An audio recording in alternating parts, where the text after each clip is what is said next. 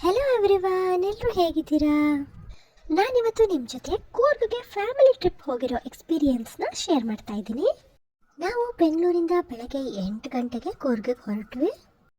ನಮ್ಮಪ್ಪ ಅಂತೂ 2 ದಿನದಿಂದ ಕೂರ್ಗಲ್ಲಿ ಇದಿರುತ್ತೆ ಅಂತ ಫುಲ್ ಕತೆ ಹೇಳ್ತಾ ಇದ್ರು. ನಾನು ಅದನ್ನೆಲ್ಲ ಕೇಳಿಸ್ಕೊಂಡು ಫುಲ್ ಎಕ್ಸೈಟ್ಮೆಂಟಲ್ಲಿ ಹೊರಟಿದ್ದೀನಿ. ಹಾಗೆಯೇ ಬಿಡ್ದಿ ಮತ್ತು ಟಿಫಿನ್ಸಲ್ಲಿ ಮದ್ದೂರು ವಡೆ ತಿನ್ಕೊಂಡು ಮಲ್ಕೊಂಡವಳಿಗೆ ಎಚ್ಚರನೇ ಇಲ್ಲ. ಮತ್ತೆ ನಾನು ಎದ್ದಿದ್ದು ಕೂರ್ಗ್ ಬಂದ ಮೇಲೇ.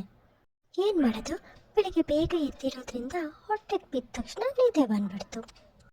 ಈ ಕೂರ್ಗ್ ಟ್ರಿಪ್ ವಿಡಿಯೋ ನಿಮ್ಗೇನಾದ್ರು ಇಷ್ಟ ಆದರೆ ದಯವಿಟ್ಟು ಲೈಕ್ ಮಾಡಿ, ಕಮೆಂಟ್ ಮಾಡಿ ತಿಳಿಸಿ. ಕೂರ್ಗ್ಗೆ ರೀಚ್ ಆಗ್ತಿದ್ದಂಗೆ ನಾವು ಮೊದಲು ಹೋಗಿರೋ ಪ್ಲೇಸು ಮ್ಯೂಸಿಯಂ ಏನೋ ನೋಡೋದಕ್ಕೇನೋ ಚೆನ್ನಾಗಿತ್ತು, ಆದರೆ ನನಗೇನೋ ಜಾಸ್ತಿ ಏನೂ ಅರ್ಥ ಆಗಲಿಲ್ಲ. ಅಲ್ಲಿಟ್ಟಿರುವಂತಹ ದೇವ್ರುಗಳನ್ನ ನೋಡಿಕೊಂಡು ಅದಕ್ಕೆ ನಮಸ್ಕಾರ ಮಾಡಿಕೊಂಡು ಟೈಮ್ ಪಾಸ್ ಮಾಡಿದೆ. ಬೇರೆ ಏನು ನನಗೆ ಅರ್ಥ ಆಗಿಲ್ಲ. ನನ್ನ ಅಪ್ಪ ಅಮ್ಮ ಇಲ್ಲಿಟ್ಟಿರುವಂತಹ ವಸ್ತುಗಳನ್ನ ನೋಡಿಕೊಂಡು ಎಕ್ಸ್ಪ್ಲೇನ್ ಮಾಡ್ತಾ ಇದ್ರು, ಆದರೆ ಅದು ಯಾವುದೂ ನನ್ನ ತಲೆ ಒಳಗೆ ಹೋಗಿಲ್ಲ. ನನಗೆ ಆಟ ಆಡೋದಕ್ಕೆ ಏನು ಸಿಗುತ್ತೆ ಅಂತ ನಾನು ಹುಡುಕ್ತಾ ಇದ್ದೆ. ಮ್ಯೂಸಿಯಂ ಮುಗಿಸ್ಕೊಂಡು ನಾವು ನೆಕ್ಸ್ಟ್ ಹೋಗಿರೋದೇ ಓಂಕಾರೇಶ್ವರ ಟೆಂಪಲ್ಗೆ. ಈ ಟೆಂಪಲ್ ಅಂತೂ ತುಂಬ ಚೆನ್ನಾಗಿತ್ತು, ಕಾಮ್ ಆಗಿತ್ತು. ನನಗೆ ಆಟ ಆಡೋದಕ್ಕೂ ಜಾಗನೂ ಇತ್ತು. ಇಷ್ಟೆಲ್ಲ ಮಾಡೋಷ್ಟೊತ್ತಿಗೆ ಸಂಜೆನೇ ಆಗ್ಬಿಟ್ಟಿತ್ತು. ನಾವು ನೆಕ್ಸ್ಟ್ ಹೋಗಿರೋದು ರಾಜಾಸೀಟ್ ಗಾರ್ಡನ್ಗೆ. ಈ ಸನ್ಸೆಟ್ ವ್ಯೂ ತುಂಬ ಚೆನ್ನಾಗಿರುತ್ತೆ ಅಂತ ಎಲ್ಲರೂ ಹೇಳ್ತಾ ಇದ್ರು. ನೋಡ್ಕೊಂಬರೋಣ ಅಂತ ನಾವು ಹೋದ್ವಿ. ಸನ್ಸೆಟ್ ಆಗೋದಕ್ಕೆ ಸ್ವಲ್ಪ ಟೈಮ್ ಇರೋದ್ರಿಂದ ಗಾರ್ಡನ್ ಎಲ್ಲ ಹಾಗೆ ಒಂದು ರೌಂಡ್ ಹಾಕೊಂಡು ಬಂದೆ. ಗಾರ್ಡನ್ ತುಂಬ ಚೆನ್ನಾಗಿತ್ತು. ಸ್ನೇಕ್, ಪಿಕಾಕ್, ಡೈನೋಸಾರ್ ಅಂತ ನನಗೇನು ಬೇಕೋ ಅದೇ ಕಂಟೆಂಟ್ ಅಲ್ಲಿತ್ತು. ಗಾರ್ಡನಲ್ಲಂತೂ ಓಡಾಡ್ಕೊಂಡು ನಾನು ಫುಲ್ ಮಜಾನೇ ಮಾಡಿಬಿಟ್ಟೆ. ಅಷ್ಟರಲ್ಲಿ ಸಂಜೆ ಆಗಿಬಿಟ್ಟಿತ್ತು. ಸನ್ಸೆಟ್ ನೋಡೋಣ ಅಂತ ಸನ್ಸೆಟ್ ವ್ಯೂಗೆ ಹೋದೆ. ನಿಮ್ಗೂ ಸನ್ಸೆಟ್ ತೋರಿಸ್ತೀನಿ, ನೋಡ್ಕೊಂಡು ಎಂಜಾಯ್ ಮಾಡಿ.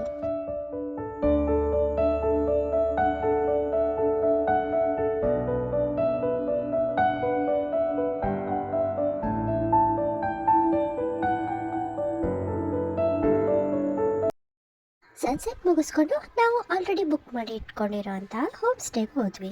ಇದೇ ನಾವು ಉಳ್ಕೊಂಡಿರುವಂಥ ಹೋಮ್ ಸ್ಟೇ. ನಾವು ರಾತ್ರಿ ಹೋಮ್ ಸ್ಟೇಗೆ ರೀಚ್ ಆಗುವಾಗ ರಾತ್ರಿ ಆಗಿರೋದ್ರಿಂದ ಬೆಳಿಗ್ಗೆ ಎದ್ದು ಈ ಹೋಮ್ ಸ್ಟೇ ಪಿಕ್ಚರ್ನ ಕ್ಲಿಕ್ ಮಾಡ್ಕೊಂಡೆ. ಈ ಹೋಮ್ ಸ್ಟೇ ಅಂತೂ ತುಂಬಾನೇ ಚೆನ್ನಾಗಿತ್ತು, ತುಂಬಾ ಕ್ಲೀನ್ ಆಗಿತ್ತು, ಕಾಮ್ ಆಗಿತ್ತು. ಇಲ್ಲಿ ನೋಡಿದ್ರು ಕಲರ್ ಫ್ಲವರ್ಸು, ಪ್ಲಾಂಟ್ಸು, ಫೋಟೋ ಸೆಷನ್ಗಂತೂ ಮಾಡಿಸಿದಂಥ ಲೊಕೇಶನ್. ನಿಮ್ಗೂ ನನ್ನ ಹೋಮ್ ಸ್ಟೇ ಹೇಗಿತ್ತು ಅಂತ ತೋರಿಸ್ತೀನಿ, ಬನ್ನಿ ನೋಡೋಣ.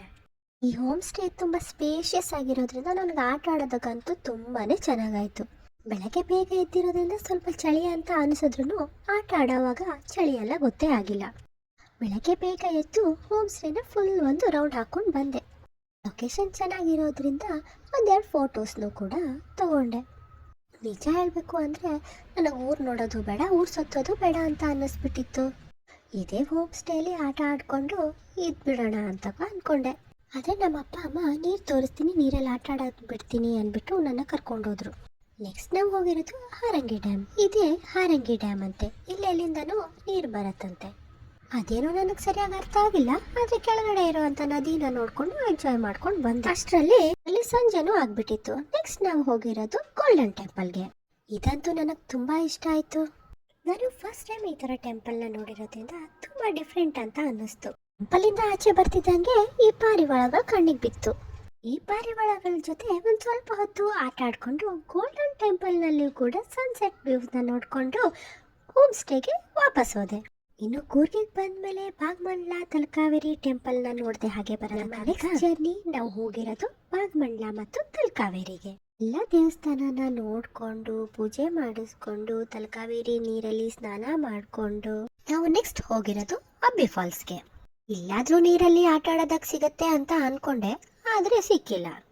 ನೀರನ್ನ ದೂರದಲ್ಲೇ ನಿಂತ್ಕೊಂಡು ನೋಡಿಕೊಂಡು ಎಂಜಾಯ್ ಮಾಡಿಕೊಂಡು ಒಂದೆರಡು ಫೋಟೋ ಸೆಷನ್ ಎಲ್ಲ ಮುಗಿಸ್ಕೊಂಡು ವಾಪಸ್ ಬಂದ್ವಿ. ಹೀಗಿತ್ತು ಕೂರ್ಗಲ್ಲಿ ನಮ್ಮ ಡೇ 3.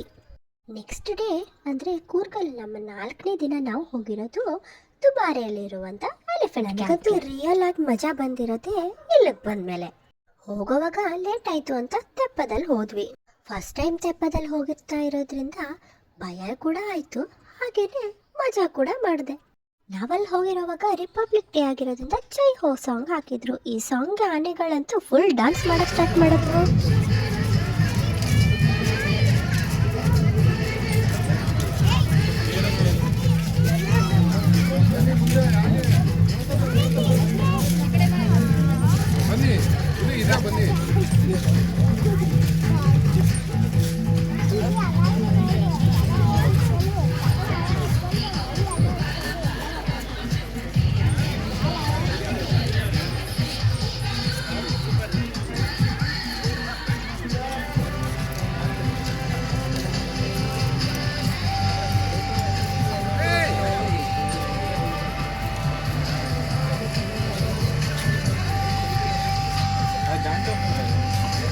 ಆನೆಗಳಿಗೆಲ್ಲ ಡ್ಯಾನ್ಸ್ ಮಾಡಿ ಸುಸ್ತಾಗಿರೋದ್ರಿಂದ ಆನೆಗಳಿಗೆ ಫೀಡ್ ಮಾಡೋದಕ್ಕೆ ಸ್ಟಾರ್ಟ್ ಮಾಡಿದ್ರು.